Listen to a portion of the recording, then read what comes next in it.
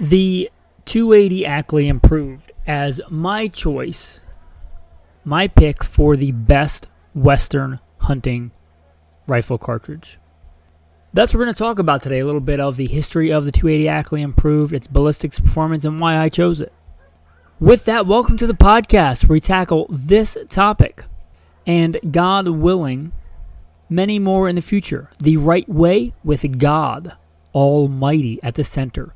Biblical, Judeo-Christian values, and real-world first-hand experience.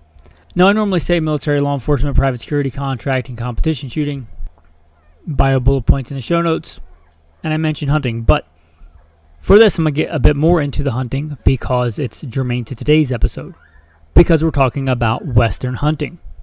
Now, I've been blessed by God to hunt all over this beautiful country. I've lived everywhere from Florida to Alaska. I've loved hunting since I was a boy. I grew up a poor boy in the South, but I moved out west very young. I joined the Marine Corps at 17. After my time at, Camp Lejeune and training, I was shipped out west, and I love it out west. I've been all over the country since. Lived as a nomad for a long time, but I love what I would call free America, the Wild West. I love the Southeast too, but the hunting is much better in like the Northern Rocky Mountain region.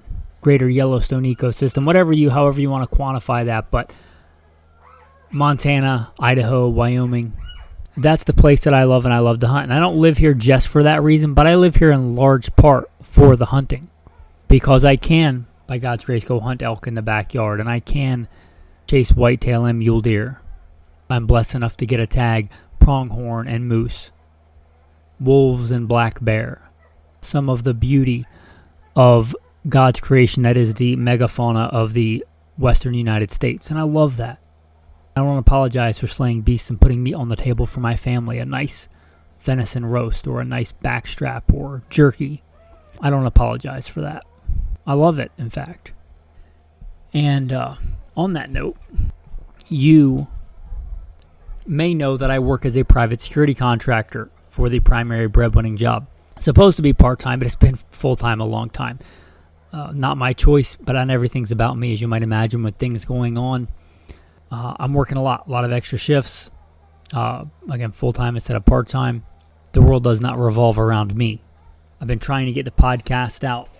In addition to that, a little side note, this is the second edition of this. The first one out to the patrons because I was so tired that I felt like I was rambling. I'm not really coherent, just kind of going off on side trails, which I thought that the patrons would actually like, but maybe not for the regular podcast. So I'm recording this again. And also, one of the reasons I'm so tired, in addition to both those jobs, we were blessed with 10 little baby Rhodesian Ridgebacks, little lion hunters, which right now is kind of funny because they kind of look like baked potatoes with legs. They're blind. They're whining when they're not getting being able to nurse or nap, and it's a lot of work. So even with the two jobs and, raising puppies and bottle feeding some puppies and them not sleeping through the night, I was so tired that podcast was pretty rambly. So that was a lot more raw content, and the patrons get a lot more raw content. If you want to become a patron, you might want to check that out. There should be a link in the show notes, but they got that episode. I'm recording this again. And why that ties in is since I've been working so many extra shifts, I've been blessed with some money. Now, it's important for us not to idolize money, not to make our life about money, not to put it above God. But if you earn it righteously and justly, as the Bible says, nothing is better for a man to eat and drink and enjoy the good of his labor. Right? That's a gift from God. And so I had this extra money. I'd rather have the time off to do the podcast and other things and shooting and training and competition shooting and more hunting, but I don't. Again, not everything's about me. But since I love Western hunting so much, I thought maybe I would, by God's grace, get a nice Western hunting rifle. I surprise you, I don't have what I would consider a really, really high-end, quantify it however you want, fancy. The newer generation might say Gucci or something like that, but like a really nice high-end hunting rifle. I'm blessed to have some very good down and dirty hunting rifles I've hunted. I've been a guide. Some very good shooting rifles. I have some very good down and dirty utilitarian rifles. I have some very good survival rifles. That said, this is not that. So I know I talk a lot about survival rifles and good all-around rifles and like the scout rifle and a battle rifle. This is not that. So do not think that I'm recommending a 280 Ackley improved for your all-around survival rifle. This is, for me, for an all-around Western country that I live in and like to hunt and travel to and hunt, hunting rifle. This is not, I'm not telling you that this is like what you're going to grab it for the apocalypse. This is not that gun, right? This is what I would consider top-tier rifle, and I'm not going to get too much into the rifle today. I'm going to talk about the cartridge, because that's where I started, and this is where we'll get into this episode, where I'd encourage you to start. With my experience and all the things I've hunted and guided for and things like that, and animals I've seen shot, deer and elk and bison and bear and wolf, what do I want it to do? What do I want the projectile to do? Because the cartridge is basically just a container that holds the powder. What kind of bullet? The bullet construction and the bullet type is important. I think, in my opinion, this will make a lot of people mad, but I think 110 grain to 130 grain will do everything that I need it to do, shy of big coastal brown bears in Alaska. Not even grizzly bears. I think 130 grain bullet of proper construction will be fine on a grizzly bear. An interior like greater Yellowstone grizzly bear. But we'll be like, no, it's not enough. Okay, well, people debate 10 millimeter versus 357 versus 44 mag for bear defense all the time. 280 Ackley improved is so much better than that with proper bullet construction. So whatever. I'm not telling you not to also carry a handgun in bear country, but let's put that on the table. Talking about for Western hunting. You can't hunt grizzly bear in the interior United States, the lower 48. It's against the law. They're still on a protected list. So let's put that aside. And again, with the exception of big coastal brown bears, which you could do a lot worse than a proper bullet construction 280 Ackley improved. I think plenty of people have taken them with a 270, and 280 is arguably beefier than that. So 130 grain bullet of proper construction will do everything I need it to. Now I hunt with 150 grains a lot. 150 grain 308. Took my elk with that last year. I take a lot of stuff with 150 grain bullet because they're cheap and affordable and effective and are good all around. But this is not an all around rifle. This is what I want as an ideal. And I think for me, 130 to 110 grain bullet is plenty. I've taken many elk with a 243. This is what I had at the time when I was a lot less fluent and more utilitarian in my hunting. And it's what I had and what I could afford. A light, handy mountain rifle. That said, I think you give up you have to be disciplined if you're going to hunt elk with a 243. You got to keep it in close. You got to keep it to a broadside shot most of the time. You got to really know your anatomy. And I would, you'd have to let some elk walk for ethical shots. But I know that, if 185 grain can do it broadside, knowing anatomy and seeing a bunch of animals shot, I believe that 130 grain, even 110 grain properly constructed will do everything that I need it to do, even with more obscure shot angles on a big cervid like an elk. So with that in mind, that narrowed down the cartridge choices. I also think for the way that I hunt, this is the way that I hunt. I'm not saying this is the way that you should hunt, but I generally like to spot and stalk and still hunt, tracking, whether it's bare ground tracking or tracking in the snow or still hunting or stalking. These are the methods that I like. Not into the super long range hunting. I don't think it's ethical. If you do, that's fine. If you want to hunt over a corn pile out of a blind, that's fine. That's not how I hunt. It's not a shall. I'm not trying to pee in your Cheerios. This is how I like to hunt because I enjoy it. I like to spot and stalk and still hunt. I like to track down an animal. If that's not you, that's fine. If you want to take some of that harder money and spend, 20 grand on a side-by-side and a trailer and a giant rifle with a giant scope and a giant tripod and a bunch of glass and sit somewhere in glass all day and take super long shots, that's how you like to hunt. That's not how I like to hunt. For the kind of hunting and experience that I've had hunting and guiding, I think I enjoy more, and I think let's just leave it there. I enjoy it more. And for that kind of hunting, max point blank range is a thing, meaning I can put these sights or the crosshair on that animal and center of the kill zone and pull the trigger and hit that animal. Period. I don't have to worry about hold-offs. I don't have to worry about giant OB scopes with fidget spinners for men with dialing turrets and this thing and that thing. Max point blank range, meaning I sight it in. Generally, I set my rifles in at 50 yards, which makes them a bit high at 100 and gives me a max point blank range, depending on the cartridge, from like 220. It's my second dead on zero is about 225, but max point blank range of 275 to, it could vary several yards depending on whether it's a 308 or a 30-06, or there's not that much difference as you would think. But something like a 280 Ackley improved with that bullet weight range at a higher velocity, getting back to the velocity that I wanted, will give me a better max point blank range. Does it come into play most of the time? No. Does it come into play sometimes? Yes. Again, this is not the best all around. This is not your starter. I'm not telling you to get this as a starter rifle. I'm not telling you need this to come out and hunt out west. I've been hunting out west for a long, long time. I'm just now getting one, so I'm not telling you need this. But I think it's an advantage for me in the way that I like to hunt, to have a little bit greater max point blank range. So getting back to the parameters for how I was picking this cartridge, because you might want to use these different parameters, but understanding parameters for choosing a different cartridge that's completely different from this. I want a 130 grain bullet at, higher velocities than your average 308, 30-06, which I generally are some of my go-tos and I love hunting with. But let's say $3,000, because my general rule of thumb for a 308 is, 150 grain at 2800. And I know you can get faster or slower or whatever, but I like rough numbers to understand stuff in my head, to keep all the different cartridges straight and stuff like that. So general vanilla load 308, 150 at 2800. Nothing wrong with 150 grain bullet, but I think with modern bullet technology and developments, I think 130 grain is more than I need and will do everything that I want it to do. Shoving that at, let's say, $3,000. Anything else would be a bonus to that. So shoving 110, 130 grain bullet at, $3,000 or better. And a lot of cartridges will do that, but that narrowed out of all the spectrum of, modern bottlenecked cartridges, Spitzer bullets bottlenecked, it narrowed it down quite a bit into that gap. One way you can do this, I'm not sponsored by Hodgdon, right? But you could go to the Hodgdon reloading website and you could type in a grain weight of bullet. You could go over the rifle section, type in that grain weight. Like I want to shoot what's in the grain weight that I said 110 to 130. Might even go a little bit lighter if it's a solid copper. But I put in, let's say 120, and I pick that, and it will show me the cartridges that shoot that grain weight bullet. Some of them will be like old school cartridges that I'm not interested in, but it will give me a range, right? And I've talked about this on a Runners Up episode. Like it'll give me 270, 6.5 PRC, 264 Win Mag. A bunch of cartridges will do this. So what are some other attributes that I look at? Well, I like efficiency. So that takes magnums off the table.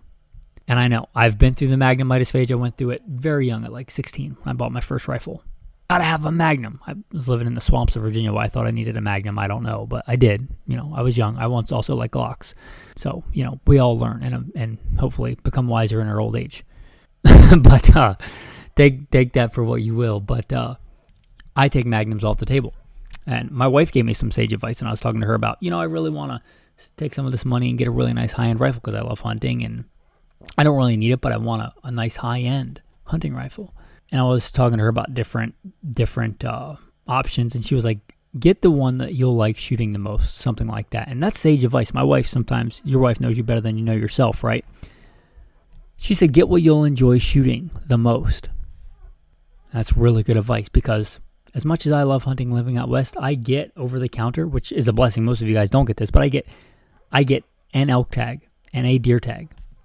I might win a lottery and get extra, or have to pay an out-of-state price and get extra, but I get an elk tag and a deer tag, a bear tag. That's not a lot of shots, hopefully, right? But the vast majority of the time, I want the rifles that I enjoy shooting. Can I shoot a Magnum? Yeah. Can I shoot a Magnum well? Yeah. The kind of shooting that I like to do, though, I take most of my animals traditional shooting positions, standing, sitting, kneeling, prone. I think the majority of them standing. Right? So I'm talking a lightweight rifle. And I'm hiking a lot. I'm tracking. I'm still hunting. I might walk. I don't know how many days and miles I put in last year getting my elk on public land in a heavily hunted unit, but it was a lot. So the majority of the time I'll be carrying the rifle and shooting the rifle in recreation. Now, if you're the average person that, sights in a rifle with a few shots a year off a bench or a lead sled, and then you go hunting and you shoot a few rounds, hopefully just one round, right, at your animal, but maybe a few, Magnums are fine for that. And that's how most people hunt, and that's fine. But that's not what I like to do. I like to shoot a lot. I like to go out and shoot different positions and just working up loads and shoot a pile of brass. Again, can I shoot a Magnum? Yeah, sure. Can I shoot one well? Fine. But do I enjoy shooting 20, 50 rounds in an afternoon in a 6 to 7 pound rifle and a Magnum? I do not. Also, Magnums are not efficient. talking about attributes I was looking for, I like efficiency. Efficiency is a big deal for me in rifle cartridges, especially ones that I want to shoot a lot. Now, if I were only going to hunt like an average hunter, which I'm not putting that down, but if I was just going to sight it in once a year, make sure it was confirmed zeroed once a year, and then take it out and shoot a few shots every year, there would be a lot more options on the table. But I want to be able to shoot it a lot and enjoy shooting it and get familiar with it. Because if you're tracking an animal and you've been tracking him for who knows how long and you're tired and you get that, 1 second opportunity where that elk steps between timber or that, deer steps in the middle of a deer trail where you have a clear shot and then he's gone. And he's anywhere from 50 yards to 250 yards. You have a second to make that shot. I want to be familiar with that rifle. I want to know that I can do that because I've done it over and over again. And you get that with practice. And again, I don't enjoy shooting, let's say, more than 20 rounds of Magnum whatever in a day, 7 mag, 300 mag of all the different variations. So I took those off the table. Again, that may or may not apply to you. Take out, consume the meat, spit out the bones. I'm talking about for me. I took Magnums off the table. I also reload. I took a hiatus from that when I lived as a nomad for a while, but I've done quite a bit of reloading. I'm familiar with reloading, and that opened some doors for me. That said, I wanted a rifle in a caliber that I could get factory ammo, because there may come a time, who knows what God has planned for me in the future, where I live as a nomad again. And I want a rifle that I can buy ammo for off the shelf. So that narrowed my selection. That may or may not apply to you. If I did not reload at all, I would tell you that my two top choices of the time were 270 Winchester, a classic, right? I don't think I need to explain that cartridge much here, or 6.5 PRC, become very popular. Although this was before, I made this choice before this past week, the 6.5 Creedmoor Peak Plus Peak got announced. That's a very intriguing cartridge. That didn't even exist in my brain because it hadn't been announced yet when I made this choice. But for factory ammo, those would have been top choices. But I'm not limited to factory ammo because I reload. So looking at all those cartridges, one that stood out to me, the 280 Ackley Improved. It drives that grain weight bullet and much more. It's a 7mm cartridge, right? 0.284 diameter bullets for the non-commies, right? 280 or 284 to be more precise. But it's a 7mm. And 7mm of the 2-3 diameters I was looking at, the ones that really do well in that weight range of bullet are 6.5, 277 or 270, and 7mm. And nothing wrong with the 30 caliber. Modern bullet technology, I think I do better with one of those other ones. The 7 is very flexible. As far as 7mm go, 7mm has a wide range of bullets. And if you get into hand loading, that makes a difference. Also, the 280, because it's just basically a little bit of a blown out case of a 30-06, we'll get into history here in a second, that means there's a lot of powders that work well in it. If you get into some of the big Magnums, you've got some very limited powder choices. Something based off a 30-06 case, you got a lot of powders. And something in a 7mm maybe not as common here in America as a 30 cal, but very, very common. And I think better in those grain weight ranges. Is it as flexible as a 30-06? No, but arguably better max point blank range, getting to me. And I love 30-06, very flexible. I have it, a hand load for it. But I think for what I'm looking for in the country that I hunt, not that I will never hunt with a 30-06 again, by God's grace I will. For many hunts it may be preferred, but again, max point blank range hunting, light handy rifle, I chose a 7mm. And the 280 being very flexible, I just buy 280 Ackley Improved cases, but I could make them out of 270 cases or 30-06 cases. A lot of powders, a lot of bullets, a lot of selection. So I looked at it and I chose the 280 Ackley Improved. Now let's get into that cartridge and its history. To give credit where it's due here, both the person who gave me this book, one of my patrons, Pat, thanks, Cartridges of the World. It probably says what edition it is, but it's an older one. Cartridges of the World. This story is going to start out with it really starts out with the 30-06, right? But which starts out with the 7x57 or the 8mm Mauser. But anyway, let's start with the 280 Remington, right? Because a lot of these are just developments on other things. 280 Remington was introduced in 1957. Initially, it was chambered in the Remington Model 740 autoloader. Later, the 760 pump action. A great rifle, my comment there. 721, 725s, blah, blah, blah. It's basically a 30-06 case necked down to 7mm. Now, the 270 was well established by this point. This is 1957. The 270, if I think, came out in 1925. Already a very good, well-established cartridge, a good cartridge. This one kind of splits the difference, right? 7mm between 270 and 30-06. This is the comments here from Cartridge of the World. But this says, 280 Remington is slightly more powerful than the 270. It would be stretching a point to say that the 280 is better than the 270, although it is probably a little more versatile due to the wider variety of factory bullets available. Hey, I just talked about that.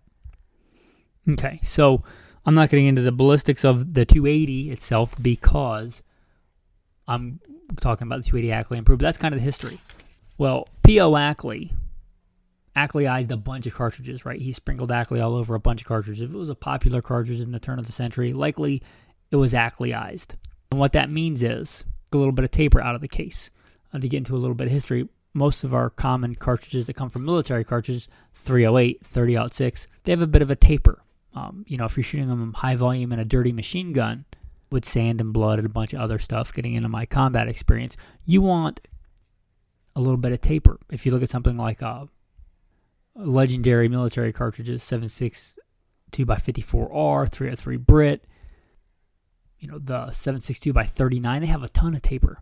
Because as soon as that round goes off, if it moves back a little bit, you kind of relieve that pressure from the case walls and the chamber, which, again, you're shooting in a machine gun, a semi-auto, or just high volume, dirty, nasty conditions, that can alleviate some malfunctions.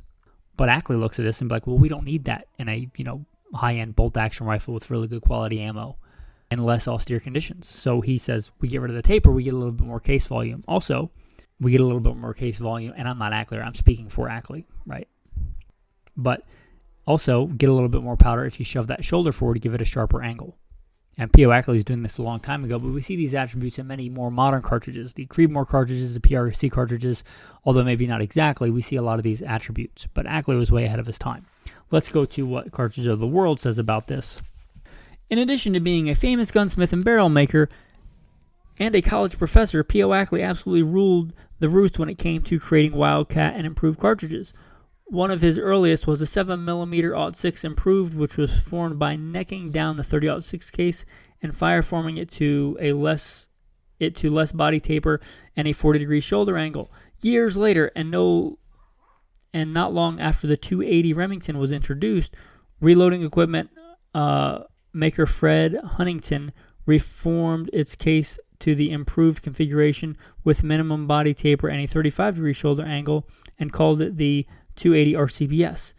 Since cases for Harrington's cartridge could be formed by firing the 280 Remington ammo in a rifle chambered for, Ackley abandoned the 7mm 06 improved and started chambering rifles for the 280 RCBS, but rather than staying with the 35-degree shoulder angle, he chambered it in 40 degrees. And so was born a cartridge we know today as a 280 Ackley improved. I didn't really realize that about the 280 RCBS, I think, although I probably read this before, I didn't remember it. That's my comments. Close to a half century of being something only handloaders could love, the 280 Ackley improved became a factory number when Nosler registered it with Sammy and started loading ammunition and began chambering rifles for it in 2007. This here, I'm skipping ahead a little bit, but it says standard 280, the 280 Ackley improved is about 100 feet per second faster with all bullet weights than the standard 280 Remington.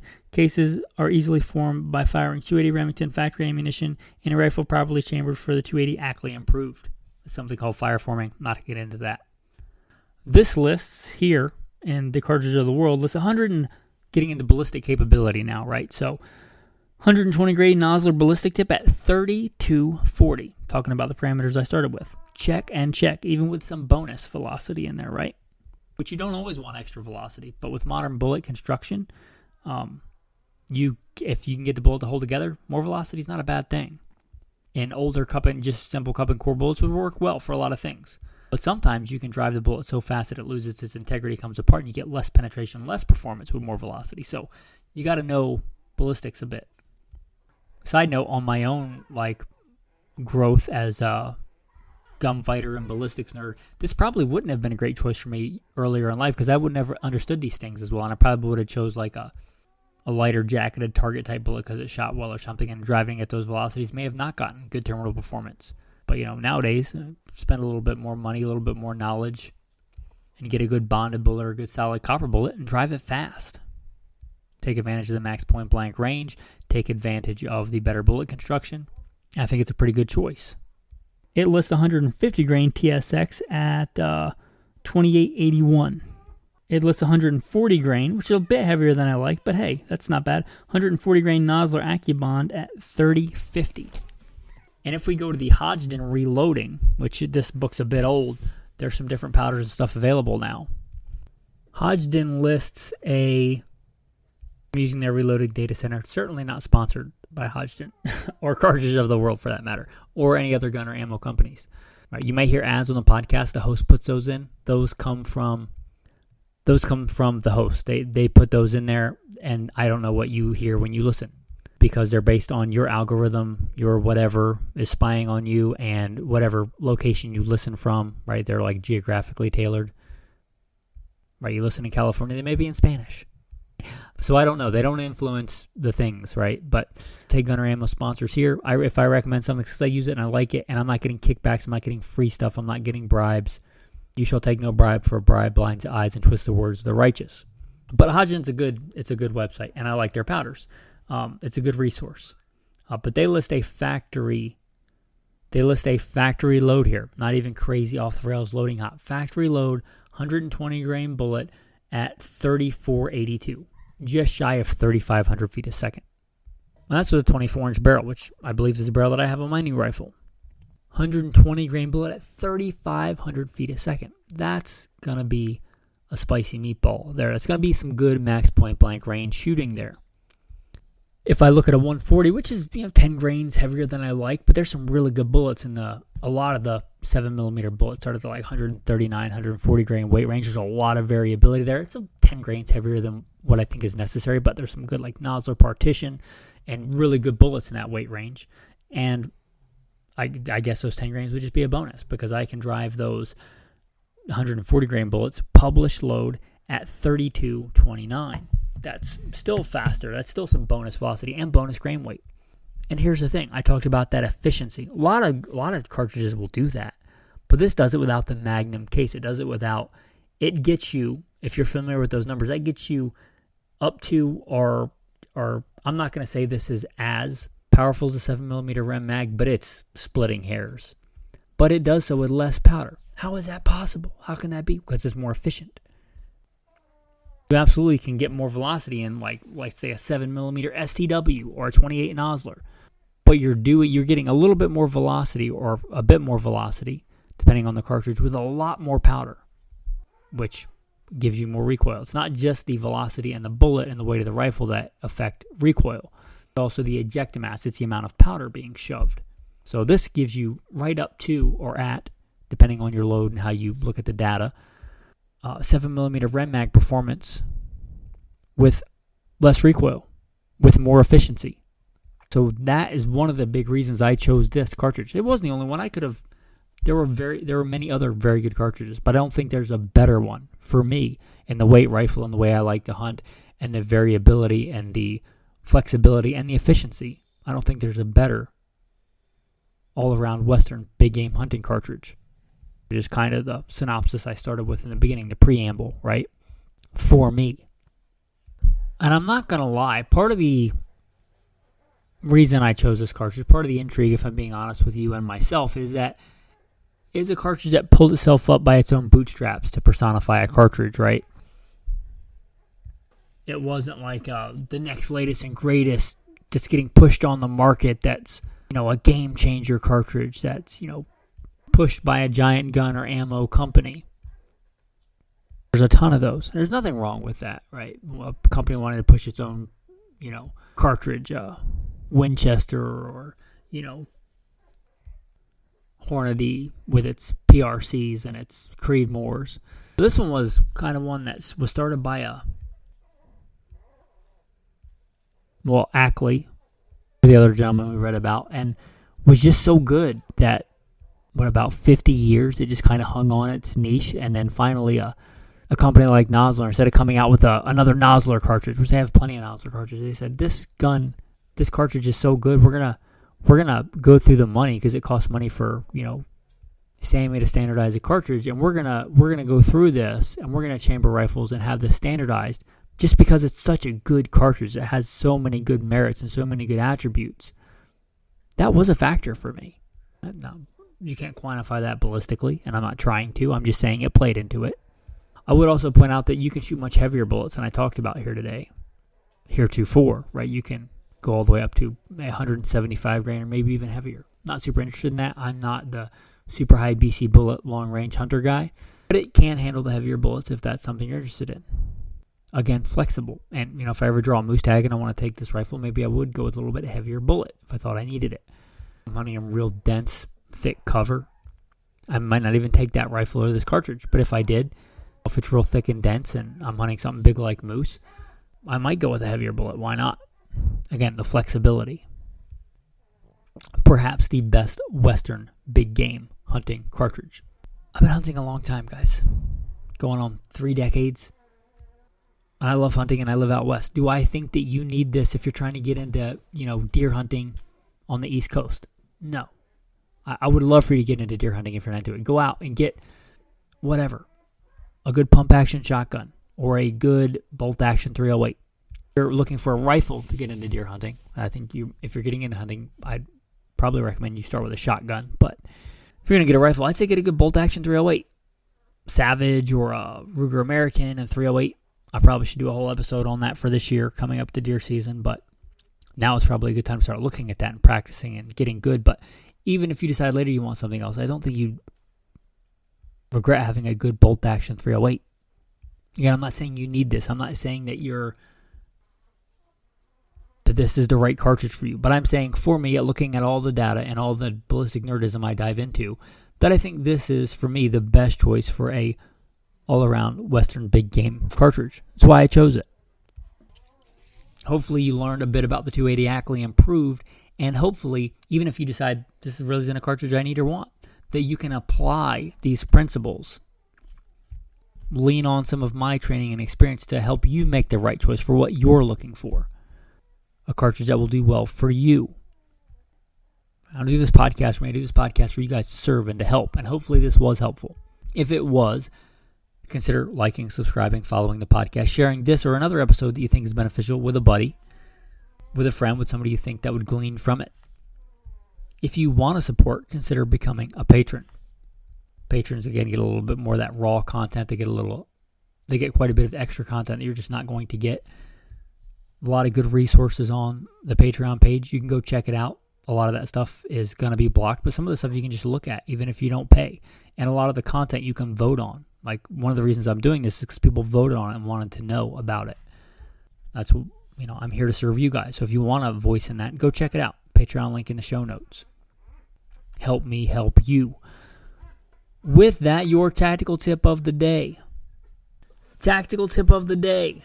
Magazines for storing ammo. Well, duh. Like everybody knows, have a spare magazine for your gun, for your concealed carry gun, for your duty gun. You have spare mags. What about a lot of hunting rifles that don't have detachable magazines? Well, if you find a compatible magazine with that cartridge, you can still use a magazine. Let's say you have a blind magazine, which just means, it's just internal to the gun, no floor plate or even anything on the bottom. Shove the cartridges in from the top. A lot of really good hunting rifles, and actually prefer that on a pure hunting rifle to a detachable magazine most of the time. What if you have one of those? They don't make extra magazines for it. Oh, there's cartridge carriers for your belt. You could just carry a box of ammo somewhere. But you could also still use a magazine. You could use like an ACIS magazine if it's a 308 and just carry extra rounds in that magazine. They're sturdy, right? They're going to protect the rounds from, a lot of those even have like a cover that clips onto the top. Keep dirt and debris and sand and stuff out of there.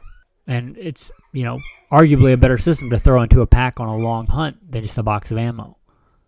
So that's your tactical tip of the day. You might consider carrying a spare magazine, even if your rifle itself does not take that magazine. It can still be a good way to store ammo, to keep it safe, keep it from getting crushed or dirty or things like that. And that's going to bring us to the tactical verse of the day. The Lord is good, a stronghold in the day of trouble, and he knows those who trust in him. That reminds me of a few other verses. The battle is the Lord's. And when Jesus said, let he who has no sword sell his cloak and buy one. I'm all about being armed, having weapons, both to feed my family and to protect just myself and my family, but society as a whole. If you look at my life, I've been a professional gunfighter most of my adult life, hence the title of the show. But that's not just about protecting myself, that's about protecting society as a whole. Women, children, widows, and orphans. Just anybody else. You shall love your neighbor as yourself, right? But let's not put guns where they shouldn't be, as an idol. Not the gun that's going to save you. It is Almighty God that's going to save you. And if you live 120 years and survive 100 gunfights and die and go to hell, you lost, right? Don't elevate a gun to a position it should not be in. It's a tool. It's not a savior. God alone is to be worshipped, and Jesus Christ is the only savior that can save you and your eternal soul. With that, thanks for listening, and have a blessed day.